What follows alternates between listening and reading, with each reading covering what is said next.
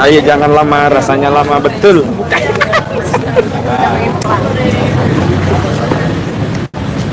Oke, udah.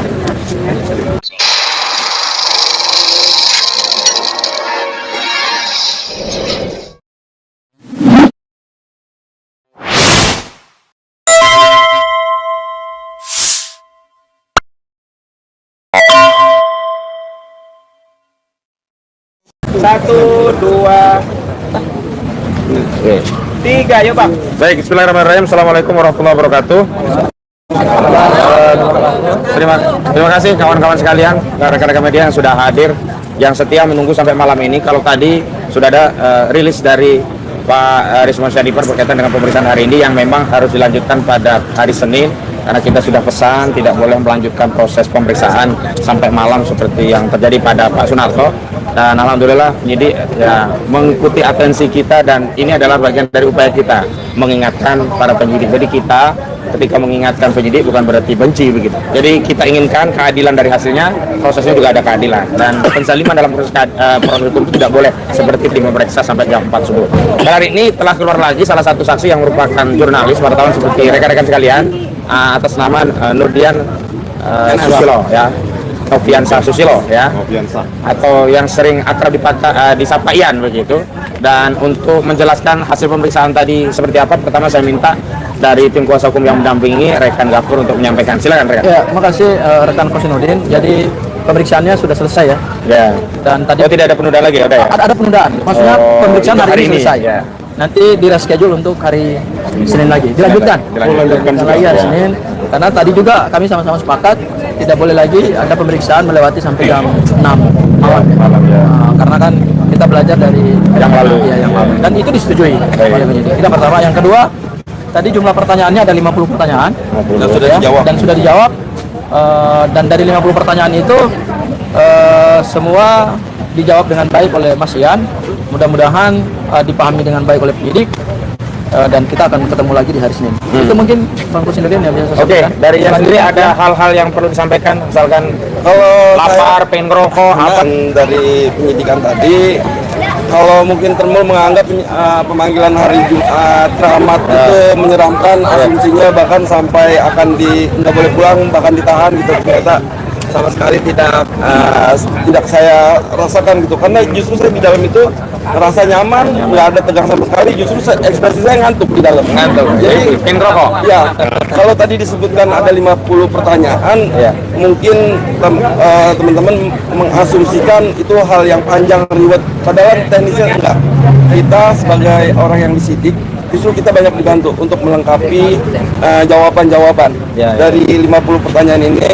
Maksud saya seperti ini, tetapi penyusunan kalimatnya justru kita dibantu seperti itu.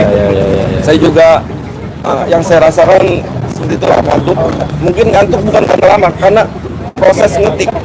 Proses ngetik dia juga si penyidik yang menyusun lagi paragraf per paragrafnya, jadi bukan karena lama itu, karena di sini berat 50 pertanyaan itu banyak, enggak juga, enggak berasa itu semua.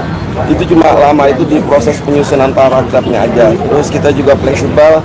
Jika ingin sholat, ya sudah, tinggal istirahat. Kalau mau ngerokok, ngomong aja, kita bisa pindah ke ruangan sebelah untuk merokok sebentar. Terus kita juga sambil minum kopi, makan permen. Ya pokoknya tidak makan kue. Bahkan juga sebelum mulai penyidikan, penyidik menanyakan mau minum apa, teh atau kopi. Jadi sudah ditawarkan. Luar biasa.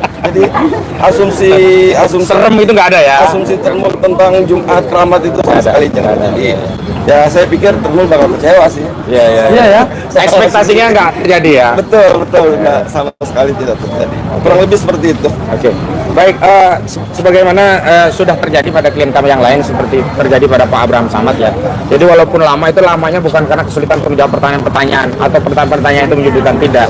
Jadi banyak pertanyaan di awal itu seputar nama, udah lahir, keluarga, pendidikan, pekerjaan, dan itu walaupun remeh kan kalau lama jadi lamban juga begitu. Jadi bukan berarti asumsinya lama itu karena apa, itu enggak. Nah, tapi sekali lagi kami tetap menegaskan bahwa proses ini tidak boleh dijadikan sarana untuk mengkriminalisasi baik terhadap peneliti juga terhadap insan pers atau insan media. Karena bagaimanapun insan media itu punya tugas yang besar untuk menyampaikan informasi kepada publik, dan memang dalam konteks menyampaikan informasi itu tidak semua ya pihak itu senang atau menyambut positif atas informasi yang disampaikan. Karena itu ya insan pers itu menyampaikan berita padanya, tidak ada bias kepentingan. Misalnya dalam konteks mengabarkan hasil penelitian ternyata ijazah itu tidak identik, berbeda dengan hasil yang dilakukan oleh Pusat Laboratorium Forensik Barres Krim Mabes Polri yang menyatakan ijazah saudara Joko Widodo identik. Ya kita mengabarkan bahwa hasil penelitian dari Dr. Rismon Syarifar, Dr. Roy Suryo dan yang lain itu tidak identik, dan kalau tidak identik kan memang bermasalah. Hari ini kami ingin merespon apa yang disampaikan oleh Rektor UGM Profesor Dr. Ova Amelia. Ya, Amelia. Baik, saya tadi menonton secara utuh beberapa poin sudah disampaikan oleh Profesor Dr. Ova Amelia yang bersamaan dengan saya menonton tadi ya salah satu putra alumni UGM yakni Dr. Rismon Syarifar tadi sedang diperiksa di dalam, dan kemarin alumni dari UGM yang lain yakni Dr. Roy Suryo juga sudah diperiksa. Tanggapan saya terhadap hal itu, dan ini adalah bagian dari kepentingan kami untuk merespon karena ijazah palsu inilah ya, kasus inilah klien kami hari diperiksa. Yang pertama, kami sangat menyayangkan apa yang disampaikan oleh Profesor Ova Amelia yang diunggah di kanal YouTube Universitas Gadjah Mada, karena apa yang disampaikan beliau hanyalah narasi yang bersifat repetisi. Padahal yang diharapkan oleh publik, bukan hanya klien kami, adalah penyampaian bukti yang terverifikasi. Lebih baik lagi kalau dalam proses verifikasi klien kami ya kelakuan publik terhadap apa yang disampaikan oleh UGM bahwa saudara Joko Widodo benar telah menempuh pendidikan dan lulus di UGM dan diberikan ijazah sesuai dengan ketentuan. Itu yang pertama. Yang kedua, statement dari UGM, dari Profesor Ova Amelia yang menyatakan bahwa kalau berkaitan dengan penggunaan ijazah pasca seseorang tadi lulus dari UGM memang bukan tanggung jawab UGM, ya. Tetapi yang jelas bahwa hari ini statement UGM yang kemudian membangun narasi untuk membela ijazah tersebut tanpa menghadirkan bukti-bukti, itulah yang kemudian membuat masyarakat juga bertanya-tanya, ada apa sebenarnya dengan insan sivitas akademika? Apakah hari ini kebenaran itu bisa tergerus oleh kekuasaan, atau kejujuran itu sudah hilang karena adanya ya kekuatan materi, atau mungkin ada tekanan yang lain yang menyebabkan hal-hal yang semestinya mudah untuk disampaikan seperti ya menyampaikan bukti itu menjadi sulit. Karena sebelumnya asumsi kami ya, klien-klien kami itu waktu datang ke Yogyakarta ketika disebutkan ada banyak bukti 12 atau 14 itu ya, 24 bahkan, asumsinya udah berjejer, tinggal kita ya seperti orang mau kawinan lihat cenderamata berbaris, tinggal dilihat, oh ini masuknya, oh ini bayarannya, oh ternyata itu tidak ada. Jadi hari ini saya ingin tegaskan bahwa apa yang disampaikan UGM secara hukum juga tidak bernilai, karena itu bukanlah statement yang dituangkan dalam sebuah berita acara pemeriksaan yang itu bersifat pro justisia. Namun demikian kami tetap memberikan respon. Karena apa? Karena kisruh ijazah inilah yang sampai hari ini membuat tiga ya alumni dari UGM yang benar-benar asli, karena tidak ada sanggahan dan masyarakat juga mempercayai, yakni Dr. Rismon Syarifar, kemudian Dr. Roy Suryo dan Dr. Fauzia Tiasma hari ini menjadi pihak yang kemudian dipersoalkan. Dan saya ingin tegaskan apa yang dialami terlepas tadi ya, tidak ada pecah dan sebagainya, tapi materi secara keseluruhan ini bagian dari kriminalisasi. Kenapa saya sebut ini kriminalisasi? Karena aktivitas menulis buku, aktivitas mengkaji secara ilmiah, aktivitas menyampaikan pendapat, aktivitas meliput dan menyampaikan informasi kepada publik, baik melalui media cetak, elektronik, termasuk melalui kanal YouTuber, itu bukanlah kejahatan. Nah, hari ini ya, aktivitas yang bukan kejahatan tadi ditarik di proses pidana, dianggap sebagai sebuah pencemaran 310 KUHP, dianggap sebagai fitnah 311 KUHP, dianggap menyerang kehormatan melalui sarana ITE 27 Undang-Undang ITE, dianggap sebagai manipulasi data elektronik 35 Undang-Undang ITE, dianggap sebagai mengedarkan suatu dokumen tanpa izin pemiliknya secara elektronik 32 Undang-Undang ITE. Bahkan yang lebih parah lagi, ada orang yang tidak punya kaitannya dengan perkara ini membuat laporan polisi dengan pasal penghasutan 160 KUHP sebagaimana dilaporkan oleh saudara Lecumanan, kemudian Andi Kurniawan dan Muhammad Samuel Usweken.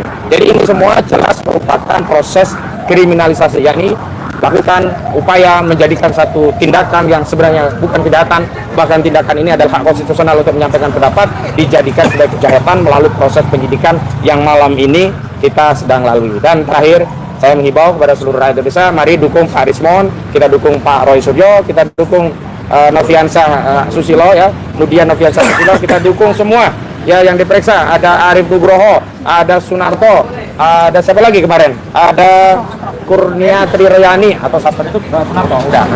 Kemudian ada Rizal Fadilah, pokoknya ada Rustan Effendi ya, saya minta doanya karena semestinya Kamis kemarin, tapi kami sudah reschedule untuk Kamis depan karena orang tua saya kurang jelas ya apakah ayahnya atau ibunya orang tua dari Bang Rustan Effendi meninggal dunia. Alhamdulillah.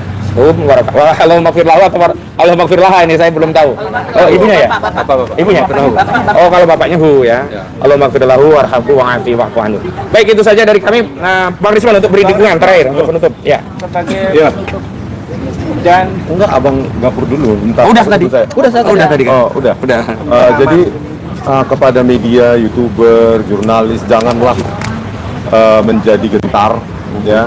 Karena apa yang kami lakukan bisa saya buktikan, Pak buktikan, dan Pak Roy Suryo buktikan. Ya, kajian ilmiah menyatakan bahwa ijazah yang diupload oleh Dian Sandi Utama adalah palsu. Dari transkrip nilai juga tidak ada tanda tangan otoritas. Ya, dan lembar pengesahan skripsi juga kami uji juga berasal dari Word dokumen, bukan dari produk dari handpress, letterpress. Jadi para semua media kita nikmati Republik ini dengan keberanian menyuarakan apa yang bisa kita pertanggungjawabkan, ya jauh sekali dari narasi kebencian, apalagi menghina sehina-hinanya, merendahkan sehina-rendahnya, itu jauh sekali. Ya tadi saya buktikan semua hal teknis dan dilanjutkan minggu depan. Ya. Saya akan meladeni sepanjang apapun yang menjadi pertanyaan mereka. Oke? Sekian. Terima kasih ya. Cuman kalau ada yang merasa baper terhina dan merasa direndahkan ya kita nggak bisa tanggung jawab. Ya. Karena baper kan nggak ada ukurannya begitu ya. Oke. Terima kasih. Loh, belum tanda tangan. Kira udah selesai. Dah close ya. Close. Aku mau lanjut dulu. Aku duluan nggak apa-apa ya? Iya duluan bang. Kita duluan semua bang. Ini punya lu? Michael. Tungguin aja. Kan ya.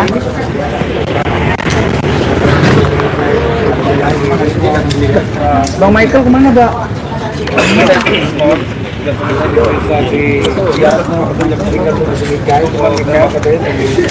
Kalau bisa yang di sini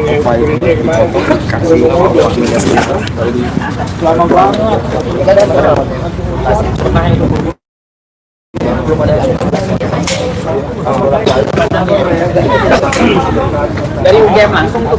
Iya, ada tadi. Cari aja di grup ada gak kirim yang gitu.